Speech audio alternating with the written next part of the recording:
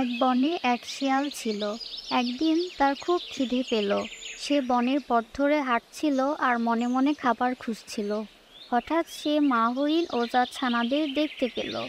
দুষ্টু শিয়াল মা হরিণকে ডেকে বলল, মা, তোমার ছানাগুলো তো বেশ মোটা তাজা হয়েছে। একদিন হরিণ ছানারা তাদের মাকে হারিয়ে ফেলল।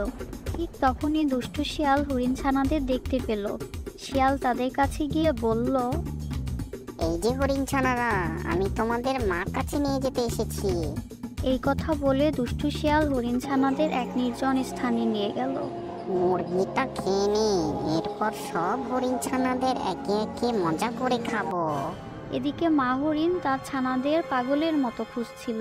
খুঁজে না পেয়ে মা হরিণ সিংহ রাজার কাছে গিয়ে বলল, রাজামশাই, রাজামশাই, আমি আমার ছানাগুলোকে খুঁজে পাচ্ছি না, আমাকে সাহায্য করুন। সিংহ রাজা ভেবে বলল, এটা নিশ্চয়ই বেটা দুষ্টু শেয়ালের কাজ। সিংহ রাজা দুষ্টু শিয়ালকে ধরে এমন পিটুনি দিল, ওরে বাবা, ওরে বাবা, মাফ করে দিন রাজামশাই, মাফ করে দিন রাজামশাই। অবশেষে মা হরিণ তার ছানাদের ফিরে পেল। বনের সব পশু পাখিরা সিংহ রাজার প্রতি তাদের কৃতজ্ঞতা জানালো।